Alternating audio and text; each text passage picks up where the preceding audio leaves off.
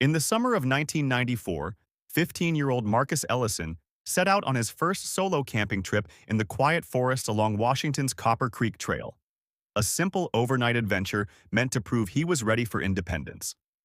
But when he didn't return home, an enormous search effort uncovered nothing, as if Marcus had simply dissolved into the trees. For 12 long years, the woods held their silence, until two hikers stumbled upon a collapsed tent buried under moss and branches, sitting shockingly close to the original search grid. Inside and around the site, they found Marcus's belongings preserved by the forest's shifting landscape. What followed raised unsettling questions about what really happened in those final hours, and why the forest kept its secret for over a decade. This is the quiet, haunting story of a boy who vanished, a family who never stopped waiting, and the woods that seemed to decide when the truth would reappear. Before we go any further, if this is your first time here, we'd love for you to hit that subscribe button and turn on notifications. Your support means the world and helps us bring you even more powerful stories. Stick with us until the end, and if this mystery moves you, share your thoughts in the comments and pass it along to a friend. The funny thing about that summer in 1994 is how ordinary it looked at first. Warm roads, dusty bike tires, kids chasing each other around front yards, and Marcus Ellison, 15 years old, quietly packing his backpack at the edge of his bed like he was preparing for some tiny personal milestone. He wasn't the loud type, more of the kid who sits by the window during class, drawing mountains nobody else notices. And if you watched him closely, you'd see these tiny habits, tapping his fingers on his thigh when he was excited, adjusting the strap of his backpack every few minutes, humming under his breath when he was nervous. That was Marcus, gentle, shy, thoughtful. His mom stood by the doorway that afternoon, arms folded, eyes narrowing the way moms do when they're pretending they're okay. "Camping? Alone?" she said. Not exactly angry, just worried in that quiet mom way. Marcus smiled, a tiny smile, the kind where only one side of the mouth curves. "Mom, it's just one night. Two max." He had mapped everything out. The Copper Creek Trail, the small clearing by the water, where he'd set his tent, where the sun would hit in the morning. He'd researched it for weeks, flipping through guidebooks until the pages went soft, circling areas with a red pencil. His mom didn't say yes easily. She hesitated, sighed, tapped her foot. You know, the whole routine. But she could see how much he wanted this one thing. Independence. A first step into "I'm growing up." The morning he left, neighbors peeking from porches whispered to each other the way nosy folks do. "That boy's too quiet to be out there alone." He's smart, though. Smarter than half these kids. Book smart maybe, but the woods don't care about grades. Marcus didn't hear any of it. Or maybe he did, but he kept walking with that determined little bounce in his shoulders. He wore a deep blue hoodie, khaki shorts, and an old pair of sneakers with the rubber toe peeling slightly. His radio, the one covered in faded stickers, hung from his pack by its strap. Every few steps, it clicked softly against the zipper. At the trailhead, he paused. A soft breath. Chest rising, falling, adjusting the straps again. He muttered to himself, a little nervous smile flashing. "Let's do this." The trail greeted him with cool shadows and the earthy smell of cedar and wet soil. Birds chattered above, branches creaked gently. Sunlight dripped through the leaves in soft, thin beams that danced as he walked. It wasn't silence, more like the quiet hum of a place that had been alive much longer than any of them. A couple hikers passed him on their way back, middle-aged, wearing matching sun hats. They gave him a curious look. "You out here by yourself, kid?" one asked. Marcus nodded, gripping his pack strap. "Yeah, just for the night." The man raised his brows, not judging, just surprised. "Be careful out there. This place swallows noise. Easy to miss your own footsteps." Marcus laughed softly, even though he felt that flutter of nerves in his chest. But he kept moving, deeper into the trail where fewer voices reached him. By mid-afternoon, he found the clearing he'd memorized from the guidebook. A little pocket of space between two tall firs, with just enough sky overhead for stargazing. The creek hummed a few yards away, steady and calm. He set down his backpack and stretched, shaking out his shoulders. Setting up the tent took longer than he expected. The poles kept slipping, and he muttered a low, "Wow, okay, seriously?" under his breath, laughing at himself. But eventually the green dome took shape, leaning slightly to one side but still standing strong. Marcus wandered around the area afterward, taking slow, thoughtful steps, noticing things most people wouldn't: a patch of ferns curling toward the sun, a fallen log covered in bright emerald moss, small stones arranged naturally in a crescent shape like the creek had placed them on purpose.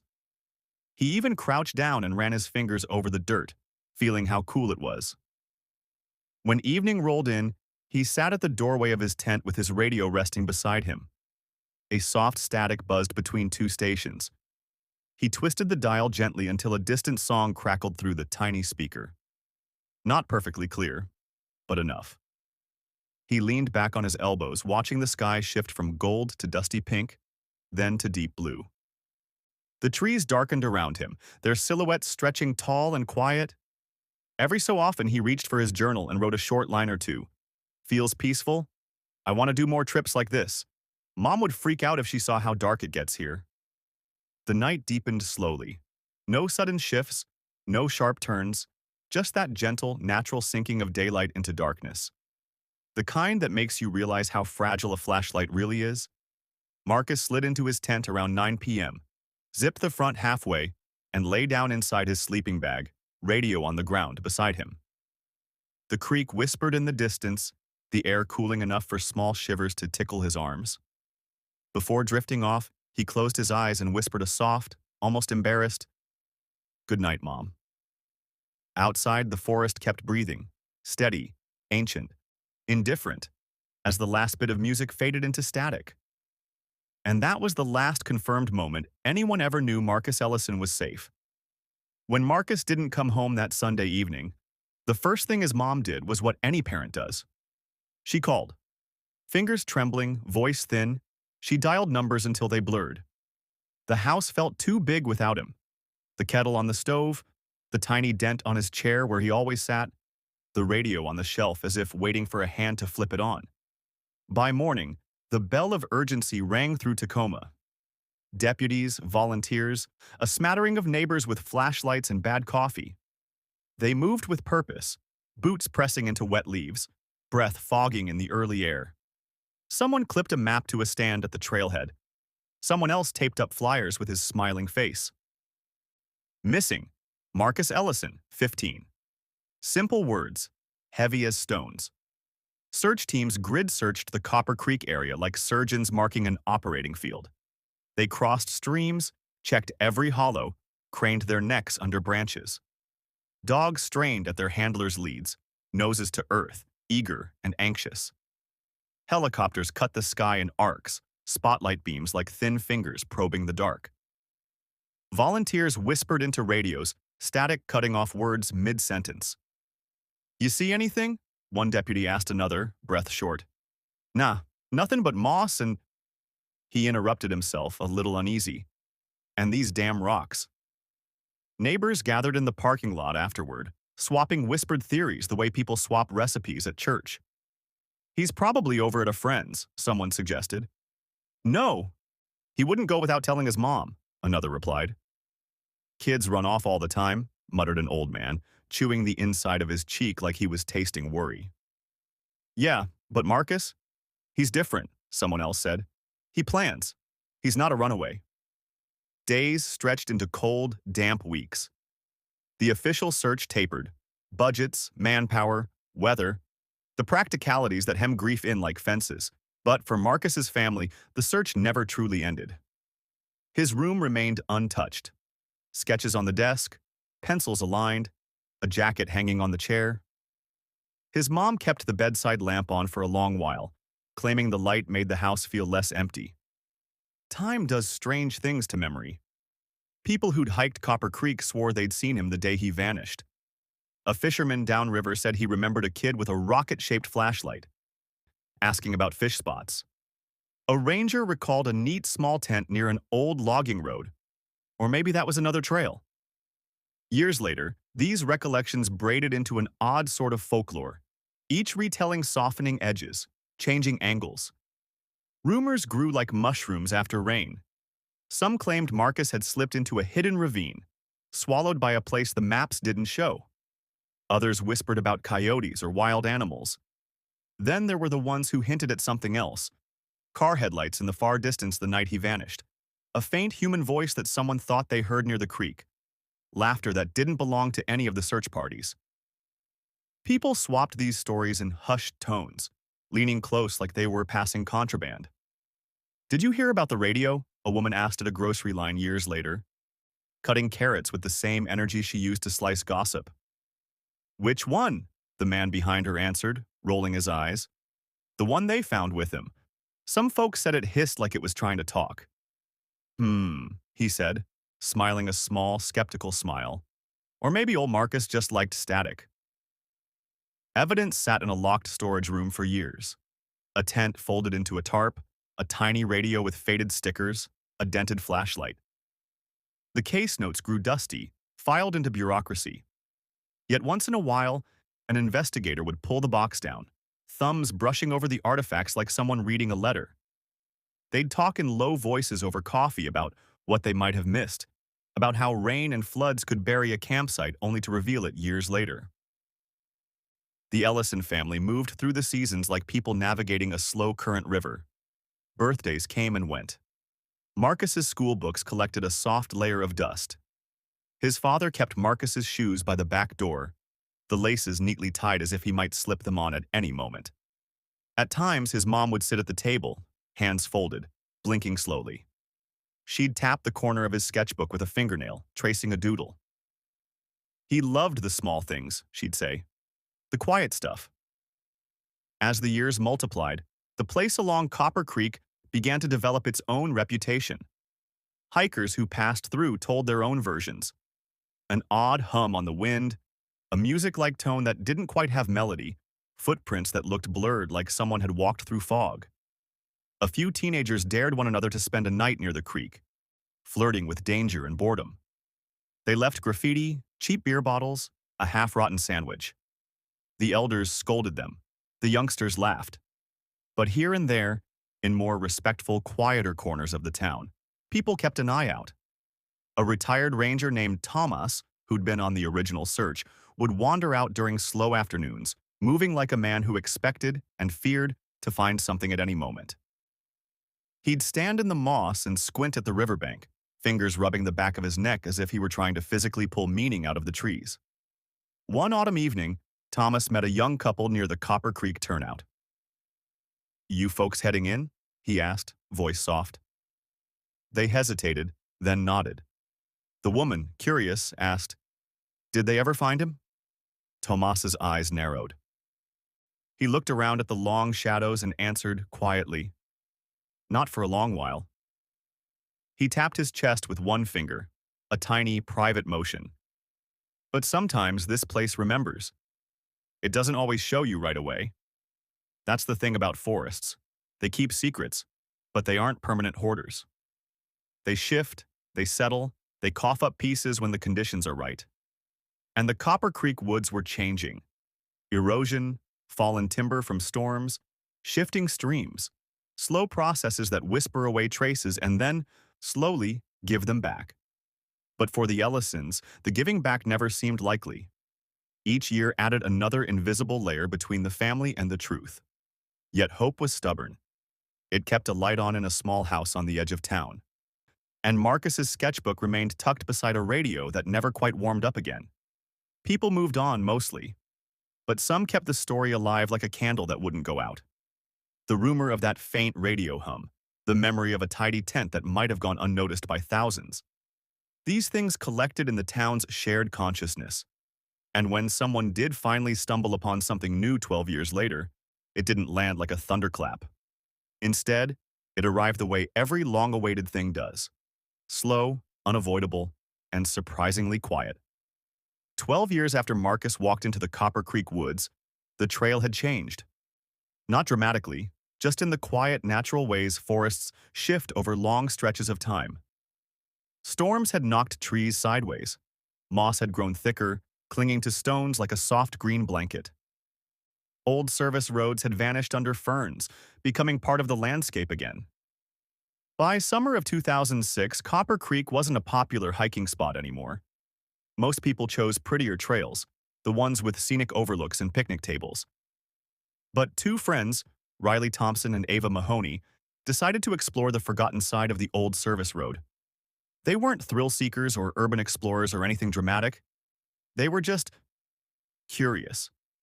The kind of curious that makes you stop mid-walk and tilt your head, muttering, what's down there?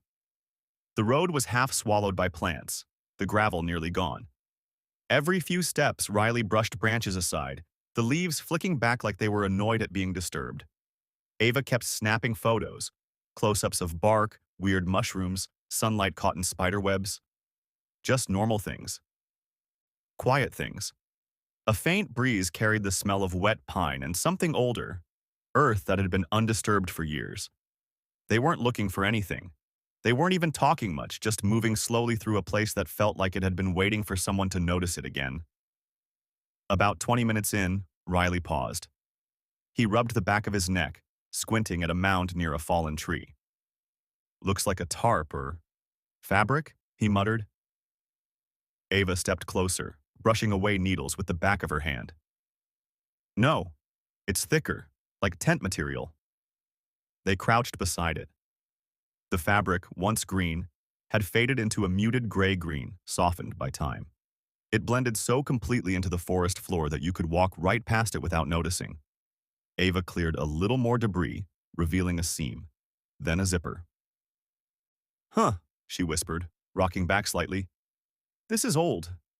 Really old. They exchanged a glance, not fear, not excitement, just a shared awareness that they had found something out of place.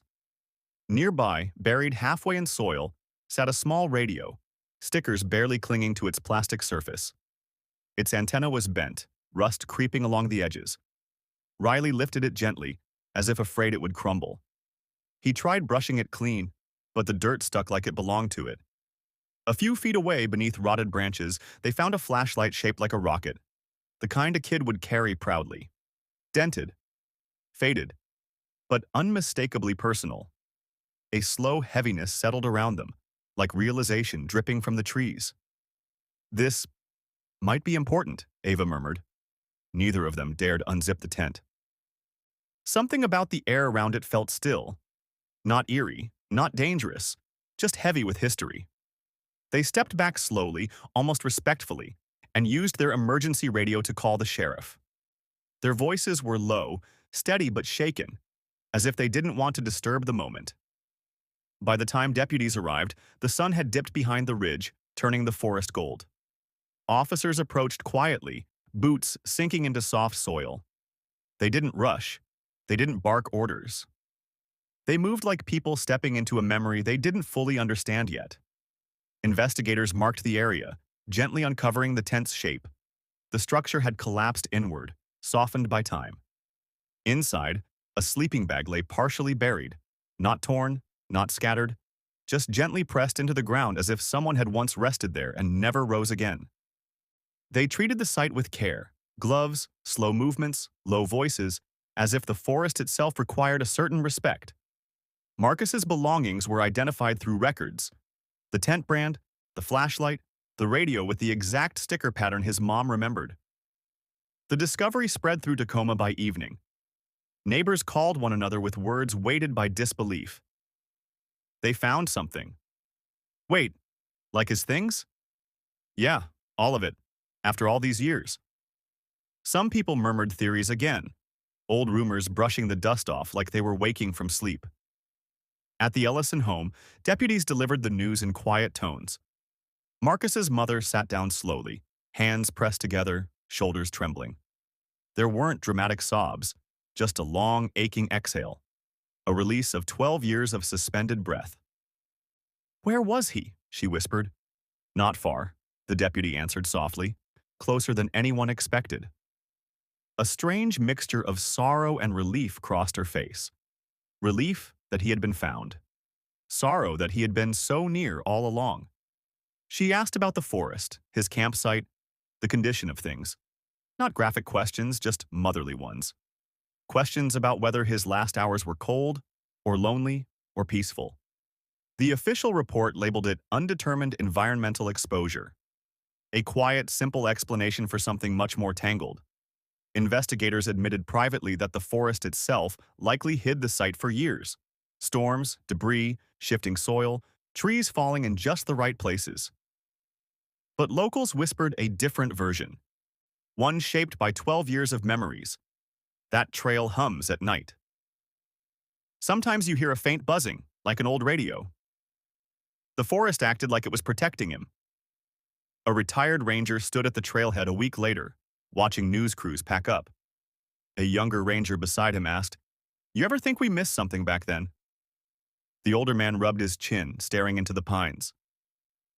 "We saw what the forest wanted us to see," he said. "It shows the rest when it's ready." Marcus was finally brought home. His belongings, cleaned gently, handled with care, were given to his mom. She pressed her hand to the radio, thumb tracing a sticker of a smiling star. She didn't turn it on. She just held it, breathing slowly. In the months that followed, hikers began leaving small items near the start of Copper Creek. A lantern, a tiny sketchbook, a badge, a folded note. Not memorials, exactly. More like acknowledgments. A quiet nod to a boy who loved the gentle parts of nature. People still swear that if you walk that forgotten service road at dusk, the forest feels attentive, not threatening, just aware. Some claim they've heard a faint hum drifting through the trees, the soft, static-like whisper of a radio caught between stations. Maybe it's just the wind. Maybe it's the echo of a moment frozen in time. Or maybe Copper Creek still remembers Marcus Ellison, in the way only a forest can remember a gentle soul. If stories like this pull you in, if you find yourself replaying the details long after the video ends, then don't forget to hit subscribe. We uncover cases the world tried to forget. Stories buried by time, silence, and places that hold their secrets too well. Tap like, drop a comment, and let me know which mystery you want next. Your support helps keep these stories alive and ensures none of them fade back into the shadows.